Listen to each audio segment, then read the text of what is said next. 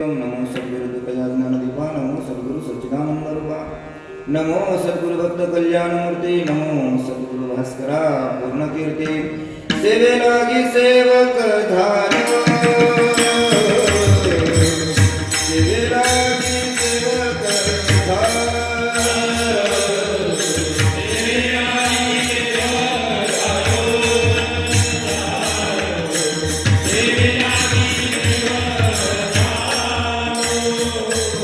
चला गला निज चरणा तुम चला गला निज चरणा अहो स्वामी तुकया देवा अहो स्वामी तुकया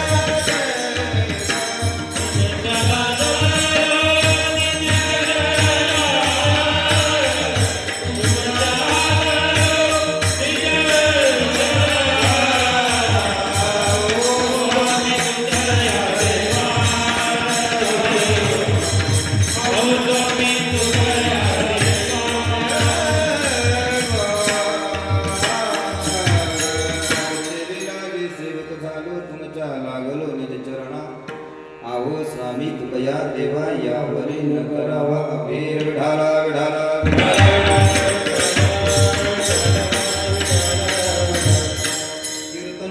कीर्तन चांग होयांग हरिरूप प्रेमी चंदनाचे डोले हरपले देहभाव प्रस्तुत प्राप्तस्थळी कीर्तन रूपे सेवेकरता निवडलेला अभंग संपूर्ण विश्वामध्ये ज्यांनी समाज कल्याणासाठी स्वतःच्या प्रपंचावर तुळशीपत्र ठेवून भगवंताच्या भक्तीच्या प्रांगणामध्ये भगवंताच्या हृदयस्थ स्थान मिळवून सदेह वैकुंठास निघून गेलेले माझे जगद्गुरु देहू निवासी जगद्गुरु तुकोबाराय आणि तुकोबारायांचा 4 चरणाचा अभंगाचा प्रामुख्याचा विषय असा आहे की यश्चयावत प्राणी मात्राला भगवंताच्या प्राप्तीची ओढ लागल्यानंतर भगवंतापर्यंत पोहोचण्याचं साधनाचं इत्यनभूत माहिती देऊन त्याच्या अंगीकार केल्यानंतर त्याच्या होणाऱ्या फायद्यातून तुम्हाला प्राप्त होणारं फळ याचं सर्वस्व सार या अभंगामध्ये प्रस्तुत केलेला आहे.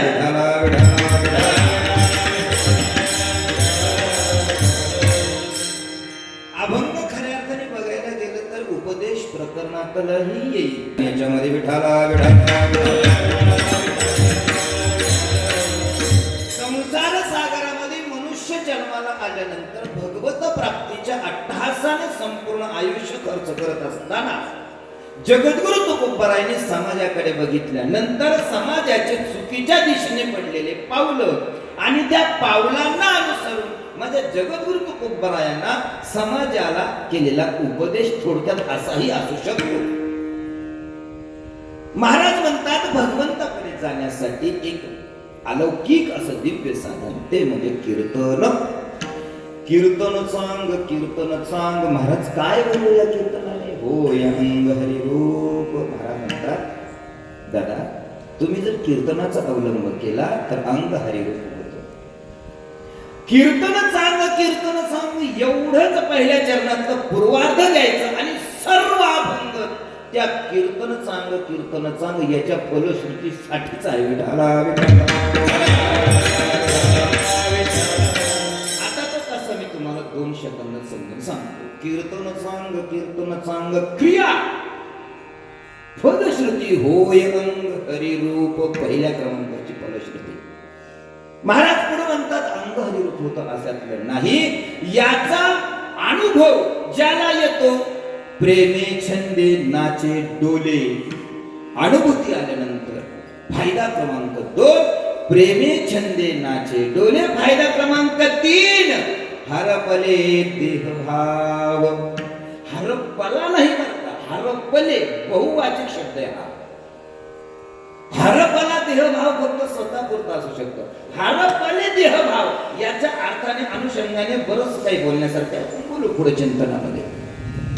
का हो महाराज ही जी परिस्थिती निर्माण होती ही कशामुळे निर्माण होती याचं कारण असं आहे ज्याचा देहभाव हरपतो तो काळ वेळेला विसरतो. महाराज म्हणतात एक देशी जीवकळा या जीवन मात्रामध्ये माणूस अडकून न राहता या सर्व विश्वामध्ये सर्व ठिकाणी प्रभू तूच आहेस याचं दर्शन करतो आणि त्याचा परिणाम असा होतो की हा सकळा सोयरा, हा सगळ्यांचा सोयरा आहे हे त्या अनुषंगाने माणसाला आत्मीभूत होतं. कशामुळं? होयंग हरिरूप. कशामुळं? कीर्तन चांग. गावो महाराज, जर समजा त्याला सर्व विश्वामध्ये जर भगवंताचं स्वरूपच दिसत असेल तर मग बाकीचं विश्व त्याच्या पुढं दिसत नाही का? तर दिसत जरी असलं, हे बघा काय असतं, दिसणं वेगळं, असणं वेगळं, भासणं वेगळं आणि त्याच्यामध्ये गुरफटून असणं वेगळं. काही लोकांना सर्व दिसतो, गुरफटून राहत नाही. काही लोक जाताना सर्व वगैरे दिसतो, माणसं निघून जातात, त्याच्यात गुरफटून बसत नाही. काही लोकांना लांबून दिसतो, त्याच्या जवळ येतात तर नाटकं करतात त्याच्या जवळ येऊन. कोणाजवळ? का सर्पाजवळ. अनेक प्रकारच्या वृत्ती आपल्याला दिसून येतात समाजामध्ये. महाराज म्हणतात ऐका, ज्याच्याकडे हे लक्षण प्राप्त झाले कीर्तनाच्या अनुषंगाने, मग त्याच्यासाठी सर्व विश्वामधले नाते संबंध या विश्वातले सर्व संपुष्टात येतात आणि एकच उरतो. तुका म्हणे उरला देव. महाराज म्हणतात याची अखेरची सर्वात श्रेष्ठ येणारी अनुभूती म्हणजे तुका म्हणे उरला देव. आणि ज्याच्यासाठी ह्या विश्वामध्ये सर्व ठिकाणी देव उरला, महाराज म्हणतात त्याची ही फलश्रुती खूप तगडी आहे. आणि ती फलश्रुती काय आहे? गेला भेव त्या काळी. कोणत्या काळी? ज्या काळी ह्या विश्वाचा विसर पडून विठ्ठल सर्व ठिकाणी भरलेला दिसत. गेला भेव त्या काळी प्रेमे छंदे नाचे डोले, हरपले देहभान विठ्ठला.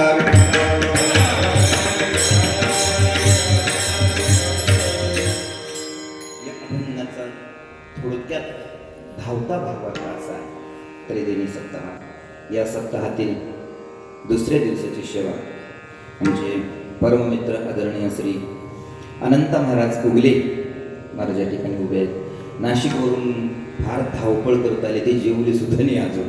आनंद भाऊ आमच्यावर आतोनात प्रेम करणारं व्यक्तिमत्व. आणि त्यांनी मला त्या दिवशी फोन केला आणि सांगितलं, महाराज तुम्हाला एक तारीख द्यायची बेरवाडीची, तुम्ही जाल का? सेवके करावे सांगितले. कामात येते मी, पण कामा नाही, सेवा करायची संधी मिळाली. या सेवेसाठी मी या ठिकाणी उपस्थित झालो. अतिशय आनंद झाला. सुरुवातीला जेवण करून आलो, बेडगावाने फुगलो. आमचे दत्तू होते, ते वर बसले होते, त्यांचं लक्ष असेल माझ्याकडे होतं. तुमचं 2 लाडू खाल्ले, 2 लाडू. हा सुंदर जेवण झालं, अतिशय उत्तम, अतिशय छान जेवण. पप्पा होते बघा, तू नव्हता जेवायला, पप्पा होते. तुझं लक्ष नाही आमच्याकडे सध्या, हरकत नाही, चला जेव, तुला सगळी देऊ. आणि दुसऱ्या दिवसाची सेवा तुम्हा सर्व मायबापांच्या कृपेने आशीर्वादाने माझं कामाकडे आले, हे माझं परमभाग्य समजतो. आणि माझ्यावर प्रेम करणारे या ठिकाणी अनेक माझे बंधू वर्ग आहे, माझ्यावर प्रेम करणारे माझे वडील झाले माणसं आहेत. त्यापैकी आमचे ज्ञानेश्वर मौर्य हांडे असतील, आमचे अनंत महाराज असतील, आमचे आनंद भाऊ टाकळकर असतील. त्या मी तर महेश बोललो होतो, आनंद भाऊला फोन करू बोललो होतो गाडी. आनंद भाऊ इथं मला दिसले, आनंद वाटला. त्याचप्रमाणे तुम्ही सर्व मायबाप या ठिकाणी उपस्थित आहात, सर्व ज्येष्ठ आहात तुम्ही सर्व. आमच्यावर प्रेम करणे, मला नाव विसरलं, सॉरी, मला माफ करा. उकाटे महाराज, उकाडे माफ करा, नाव विसरलं, उकाडे महाराज. तेही त्यांचंही आमच्यावर तेवढंच प्रेम आहे. आमचे ऋतुबाबा असतील, त्यांचंही माझ्यावर तेवढं. फार वर्षापासून ह्या माणसांनी मला जपासलेलं आहे, मला सांभाळलेलं आहे. माझ्याकडून काही चुका झाल्या असतील तरी यांनी त्या चुका स्वतःच्या लेकरासारख्या पोटात घातलेल्या आहेत. आणि यांच्याच आशीर्वादाने, यांच्याच प्रेमापोटी या ठिकाणी उभा आहे. आणि सर्वांना एक विनंती करतो, कीर्तन सेवेसाठी सुरू करायचं आहे. आणि हा जो आत्ताचा हा जो प्रसंग आहे कीर्तनाचा, जो मुहूर्त या ठिकाणी ठरले. राजू भाऊनी मला जेवता सांगितलं की महाराज अगदी एका दिवसामध्ये नियोजन झालं. पण राजू भाऊ खरं सांगू, हे परमभाग्याचं लक्षण आहे. एका दिवसात नाही, एका सेकंदात, 1 तास उरला खटवांग राहायचं, एका तासामध्ये त्याची मुक्तता झाली, त्याची मुक्ती झाली. आपल्याला 1 दिवस सापडला, एका दिवसात का होईना तुम्ही एवढं मोठं कार्य उभं केलं. सर्व कार्यकर्त्यांच्या चरणावर नतमस्तक होतो. या ठिकाणी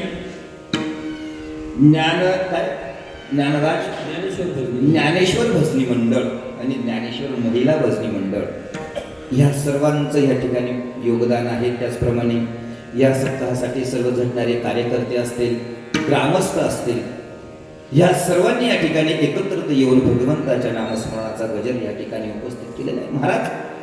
आणि प्रामुख्याने एक विषय सांगू इच्छितो की हा ज्या निमित्ताने आहे हा सप्ताह, ते निमित्त अतिशय अलौकिक आणि दिव्य आहे. चालू असलेला हा हरिनाम सप्ताह त्रैदिनी पुरुषोत्तम मासाच्या अनुषंगाने आपण चालू केलेला आहे. पुरुषोत्तम मास हा इतका पवित्र आहे, इतका पवित्र आहे की तुम्हाला काय सांगावं याच्या पवित्र्याविषयी. बृहत नारद उपनिषदामध्ये आनंद भाऊ याचं वर्णन आलेले. भगवान विष्णूंना प्रश्न केलेला आहे नारदांनी की प्रभू, सर्वसामान्य जीवांच्या उद्धारासाठी काय केलं पाहिजे. त्यावेळेस भगवंतांनी सांगितलं, गीतेमध्ये माझे प्रभू सांगतात की मासांना मार्गशीर्षोहम, मी मार्गशीर्ष हा माझं स्वरूप आहे. पण नारदा, ते दरवर्षाला येतं आणि जे दरवर्षाला येतं त्याची किंमत लोकांना कळत नाही. मार्गशीर्ष महिना कोणाला माहिती किती पवित्र आहे. मार्गशीर्ष महिना कोणाला माहिती किती पवित्र आहे, किती लोकांना माहिती असेल. फार झालं तर 10-5 जणांना माहिती असल्याच्या पलीकडे नाही. 10व्या अध्यायामध्ये भगवंताने अर्जुनाला स्वतःची विभूती सांगत असताना, मी कशामध्ये आहे, माझं वास्तव्य कशामध्ये आहे, त्याचं वर्णन सांगत असताना भगवंत म्हणतात, मी स्वतः मार्गशीर्ष महिना आहे. मार्गशीर्ष महिन्यामध्ये एक नाम घेतलं तर त्याचे हजारो पटीनं आपल्याला लाभ प्राप्त होतो. आता मला सांगा, मार्गशीर्ष महिन्यामध्ये आपण काय करतो. असं दरवर्षी येतो, आम्हाला त्याची किंमत कळत नाही. पण महाराज, हा जो पुरुषोत्तम मास आहे ना, भगवंत सांगतात नारदा, हा पुरुषोत्तम मास इतका पवित्र आहे, इतका पवित्र आहे की पुरुषोत्तम मासामध्ये एक केलेलं पुण्य, पूर्ण वर्षाचं पुण्य तुम्हाला फल तुमच्या पदरामध्ये पाडून देतं. विठाला विठाला. का पवित्र आहे हा महिना, का पवित्र आहे. या महिन्याच्या पवित्र्याविषयी जर बोलायला गेलं तर श्रीमद भागवतामध्ये महाराज युधिष्ठिरांनी भगवान गोपाल कृष्णाला प्रश्न केला. कैलासावरती माझ्या माता पार्वतीने भगवान शिवशंकरांना प्रश्न केला. नैमिषारण्यामध्ये सूतजींना शौनिकादी ऋषींनी प्रश्न केला. ब्रह्मलोकामध्ये त्या नारदाने ब्रह्मदेवाला प्रश्न केला आणि ब्रह्मदेवाने नारदांनी एकत्रित येऊन भगवान विष्णूंना प्रश्न केला. आणि या सगळ्यांचा संवाद एकत्रित करून एकच विषय निघतो, तो म्हणजे अति पवित्र हा पुरुषोत्तम मासा. विठाला विठाला विठाला.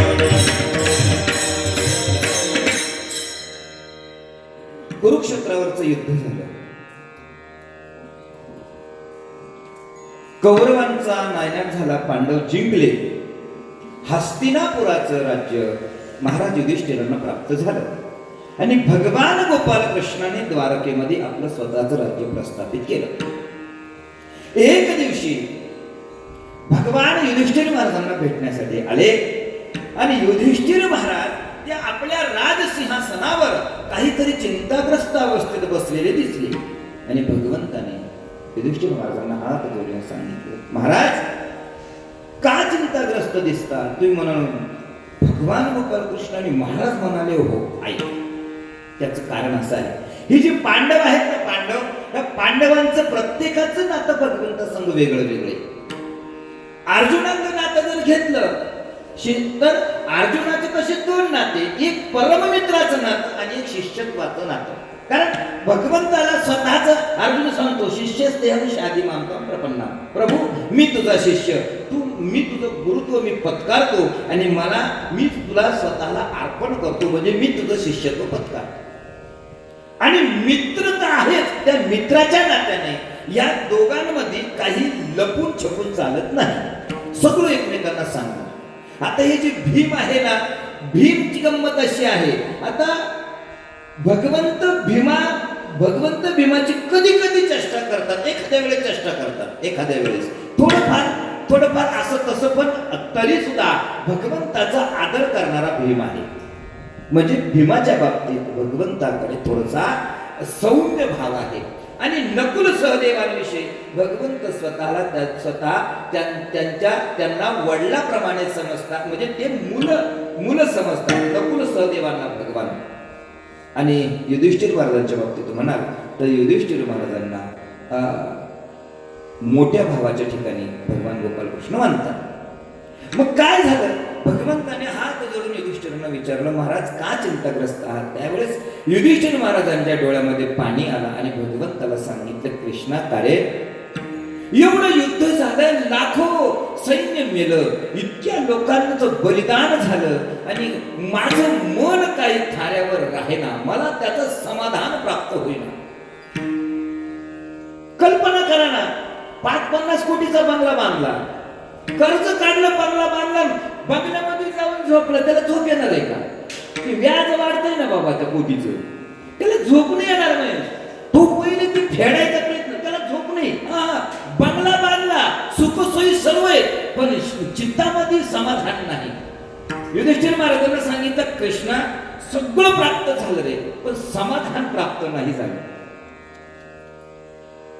भगवंताने सांगितलं, महाराज हे सगळं ज्याच्या त्याच्या प्रार्थनामध्ये जे आहे ते तसंच असेल. कृष्णा माझा एक प्रश्न आहे, तू मला सांग, हे सगळं जे झालं हे कशा करता केलं? प्रॉपर्टीसाठी ना, संपत्तीसाठी, धनासाठी, राज्यासाठी, सुखासाठी केलं का रे कृष्णा? या झालेल्या पापातून मुक्त होण्यासाठी मला काहीतरी मार्ग सुचव. कोण सांगतंय, कोण विचारतंय? युधिष्ठिर भगवंताला विचारतात. युधिष्ठिर महाराज भगवंताला विचारतात की कृष्णा, या सगळ्यातून मुक्त होण्यासाठी मला काहीतरी मार्ग सांग. त्यावेळेस भगवंताने युधिष्ठिर महाराजांचा हात हातात घ्यावा आणि सांगावं, महाराज काळजी करू नका, अगदी 2 महिन्यावर पुरुषोत्तम मासाचा आयोजन आहे. त्या पुरुषोत्तम मासात तुम्ही जर मी सांगतो तसं आचरण केलं तर तुमच्या प्रार्थनामध्ये कुठं लवलेशही राहणार नाही तुमच्या हातून झालेल्या पातकांचा. युधिष्ठिर महाराजांनी विचारलं, का रे कृष्णा एवढा पवित्र येतो तो महिना? म्हणजे हो, म्हणजे प्रभू का बरं पवित्र येतो? एवढा पवित्र, एवढं पाप मी माझ्या मनाला, माझं जिथं मी धर्माचं स्वरूप असताना माझं मन खिन्न आहे आणि तू म्हणतो एका महिन्यामध्ये सर्व पाप धुतले जाईल? हो महाराज, अगदी. म्हणजे का बरं असा प्रश्न विचारला. आणि पद्मपुराणामध्ये अतिशय गोड चिंतन आलेलं आहे. म्हणून पुरुषोत्तम मास पवित्र का? भगवंताने सांगितलं, ऐका मी तुम्हाला एक गोष्ट सांगतो. काय झालं म्हणे, पूर्वी कधीतरी एकदा या सर्व वर्षामध्ये महिन्यांची नियुक्ती झाली. किती महिन्यांची आनंद भाऊ? 12 महिन्यांची नियुक्ती झाली.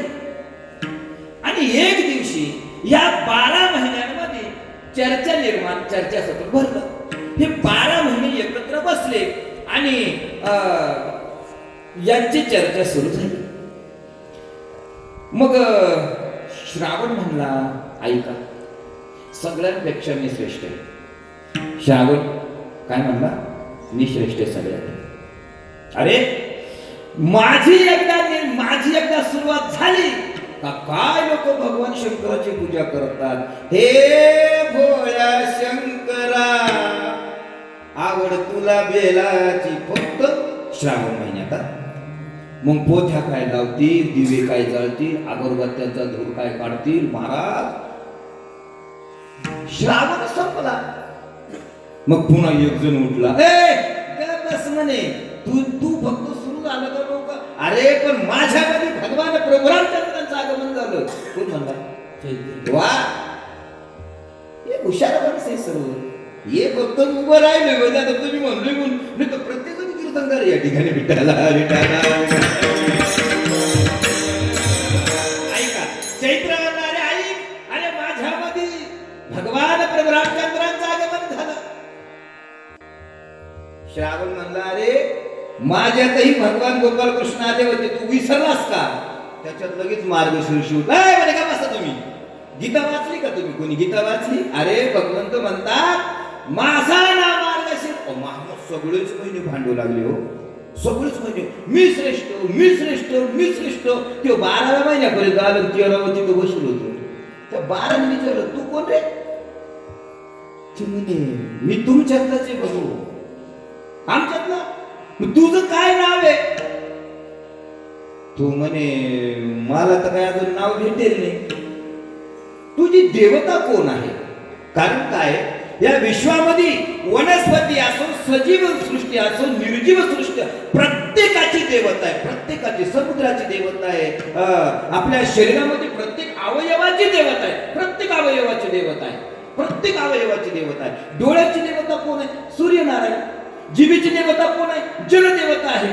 पायाची देवता कोण आहे? भगवान विष्णू. ज्यांचे पाय दुखतात ना, ज्यांचे कमरेपासून खाली पाय दुखतात, तिथे जेवढे बसलेले आहेत, ज्यांच्यापर्यंत माझा आवाज जातो, मी चॅलेंज देतो त्यांना, चॅलेंज. महाराज उकडे महाराज, ज्यांचे कमरेपासून खाली पाय दुखतात त्यांनी 108 वेळेस विष्णू सहस्रनामाचा पाठ करावा. त्यांचे पाय जर नाही बरे झाले तर तुम्ही म्हणाल ते मी ऐकायला तयार आहे. का?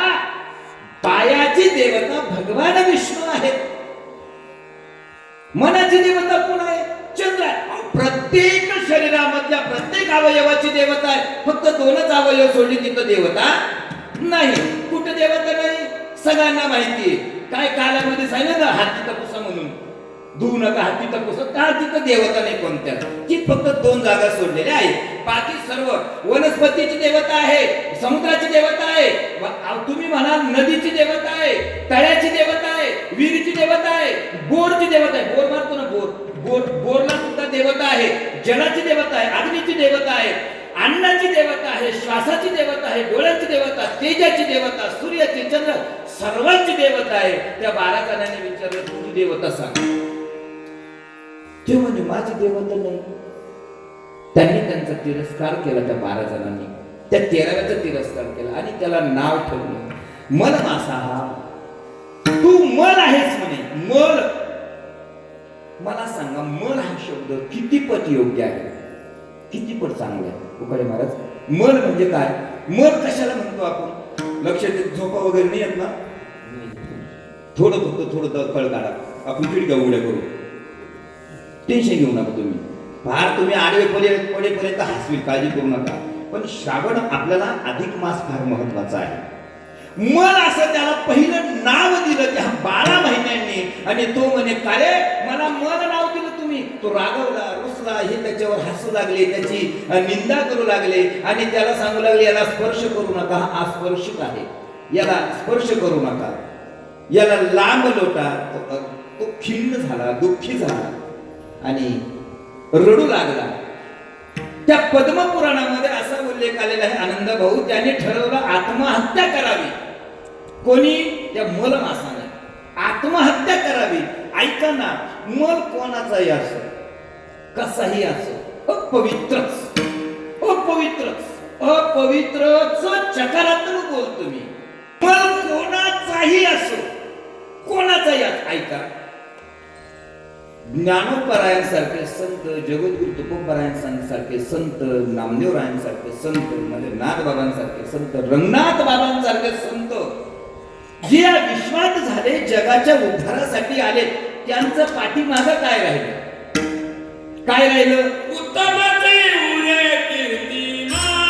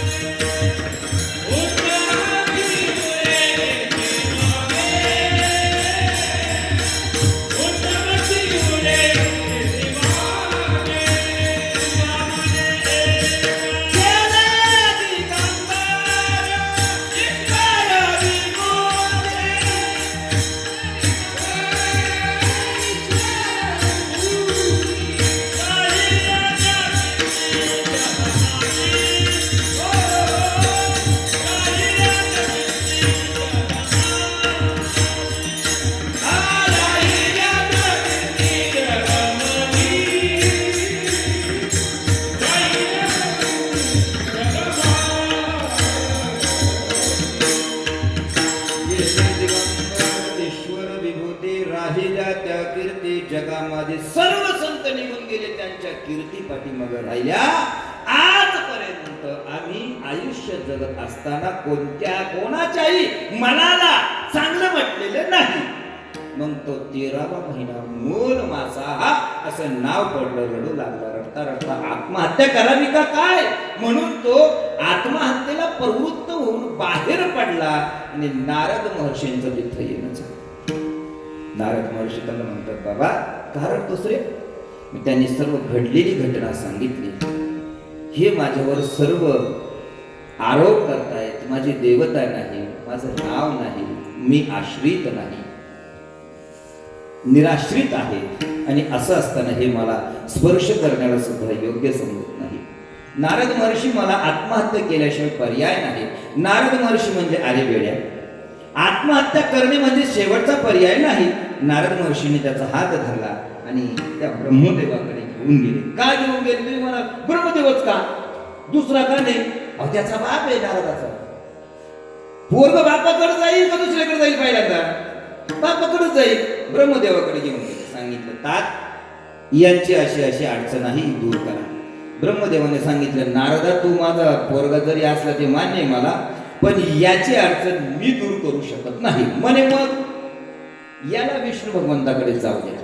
भगवान शेषशाही आसनावर विराजमान झालेल्या अवस्थेमध्ये माता लक्ष्मी पाय घालत असताना नारद महर्षी आणि हा मलमासा तिथे गेला आणि मलमासाने हात जोडून भगवान विष्णूंची स्तुती केली.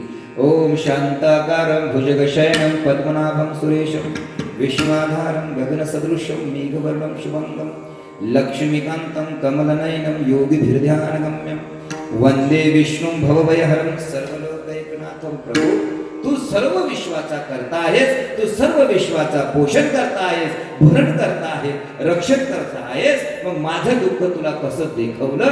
आणि सर्व घडलेली हकीकत त्या मलमासाने भगवंताला सांगितली आणि भगवंताने त्याचं सर्व ऐकून घेतलं. पण भगवंत त्याचं ऐकून घेत असताना अग्रेसिव्ह अवस्थेमध्ये काही आले नाही. मलमासाला असं वाटलं, मी एवढं पोट तिडकीनं सांगतोय तरी सुद्धा ऐकत नाही. तो दोनदा तीनदा चक्कर येऊन पडला.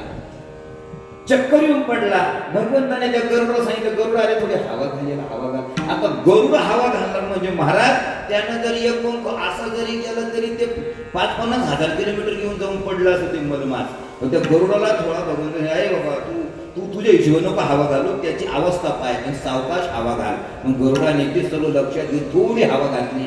तो चेतन अवस्थेमध्ये आला आणि सांगितलं, प्रभू का हो माझ्यावर तुम्ही का कृपा करत नाही? माझं का ऐकत नाही? मायबापांना एक सांगू का?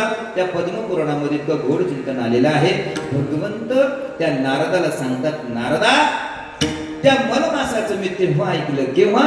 ज्या वेळेस तो मलमास म्हणला, प्रभू माझं तुम्ही ऐकत नाही. मी काय मल आहे म्हणून? मी टाकून दिलेलं आहे म्हणून? मी निंदनीय आहे म्हणून?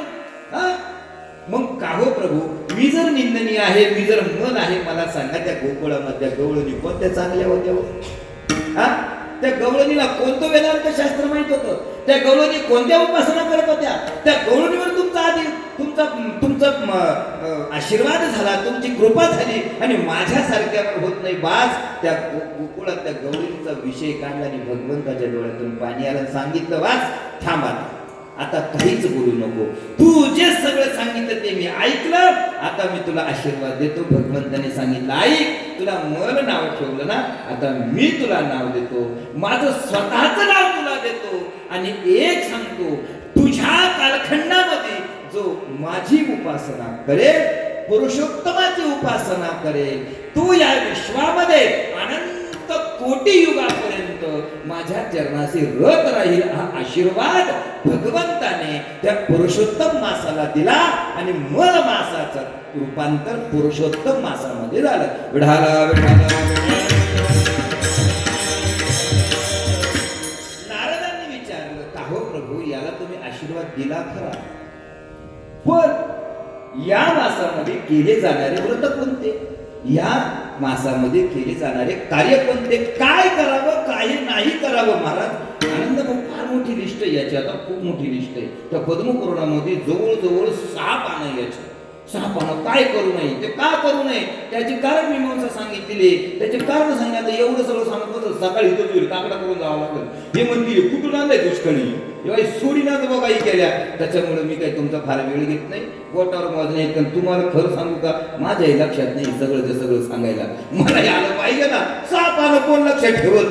तुमचे तर नाही का लक्षात? माझ्याकडे पाहत्या डोळे वाटारून. कीर्तनकार म्हणजे काय रोबोट थोडा येतो? हे माणूसाचे विचार, त्याला काही विसरायला होत नाही का? पण ऐका, महत्वाचे मुद्दे सांगतो पुढे निघतो. या पुरुषोत्तम मासामध्ये प्रामुख्याने भगवान विष्णूंचं पूजन करावं असं सांगितलेलं आहे. भगवान विष्णूंचं पूजन जो करल त्याला अखेरीस वैकुंठ प्राप्त होईल. का हो? याच्यामध्ये केले जाणारे कोणते कोणते कार्य? प्रामुख्याने तीर्थस्नान करावं या पुरुषोत्तम मासामध्ये, प्रामुख्याने नामचिंतन करावं, प्रामुख्याने भगवत दर्शन घ्यावं, प्रामुख्याने तीर्थक्षेत्राला जाऊन त्या तीर्थक्षेत्राची धुलीवंदन करावे आणि प्रामुख्याने संत सेवा करावी, प्रामुख्याने दान धर्म करावा. खोटं बोलू नये, लोकांना नाडू नये, बाण करू नये, कोणाच्या गाडीची हवा सोडू नये, कोणाला अडवू नये. थोडक्यात काय, या मासाला नाव काय दिलेले? अधिक म्हणजे जास्तीत जास्त जे कराल ते तुम्हाला अधिक मिळेल. तुम्ही पाप करा नाही तर पुण्य करा. विढाला उदाहरणाच्या दृष्टिकोनातून सांगू का? रबरी बॉल घ्या. रबरी बॉल तुम्ही नका घेऊ. त्यांना सांग रबरी बॉल घ्या. रबरी बॉल भिंत पा आणि मारा. तुम्ही जेवढ्या जोराने माराल ना, तो त्याच्या डबल गतीने तुमच्याकडे रिटर्न येत असतो. अधिक मासाचं तेच काम आहे. तुम्ही पुण्य करा, ते तुम्हाला तेवढ्याच पटीनं फायदा देणार. तुम्ही पाप करा, ते तेवढ्याच पटीनं फायदा देणार. विठाला असा असणारा हा पुरुषोत्तम मास. या पुरुषोत्तम मासाचे 5 नावं प्रामुख्याने आम्हाला माहिती आहेत. पहिला नाव आहे मलमास, दुसरं नाव आहे पुरुषोत्तम मास, तिसरं नाव काय आहे? कृष्णवल्लभ मास. तिसरं नाव काय? कृष्णवल्लभ मास. पद्मपुराणामध्ये याचा उल्लेख आलेला आहे. चौथं नाव काय आहे? अधिक मास. आणि 5वं नाव काय आहे? काय? बस सांगायची गरजच नाही. विठाला. आमच्या परंपरेमध्ये बऱ्याचशा गोष्टी घुसवल्या गेल्या. काय अर्थ निघतो मला माहित नाही. आता इथं बसलेलं सगळं आनंद व तुमच्या सहकार. या पुरुषोत्तम मासामध्ये जावयाचं पूजन का करावं असं मला कोणत्या तरी ग्रंथात दाखवून द्या. जावई घरी आणावा, त्याला कपडे द्यावे. इथं बसले जावईकडे सांगू विठाला.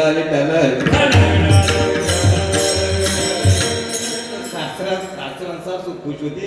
जावई म्हणजे आमच्या काय मुलं कुठलंय बाई, बरं अजून 2-4 दिवस राहिले, खाऊ दे ना बाबा सुखाना आम्हाला. ज्याचं वय नसेल त्यांचा म्हणतो त्या विषयी सोडून सहज बोललो मी.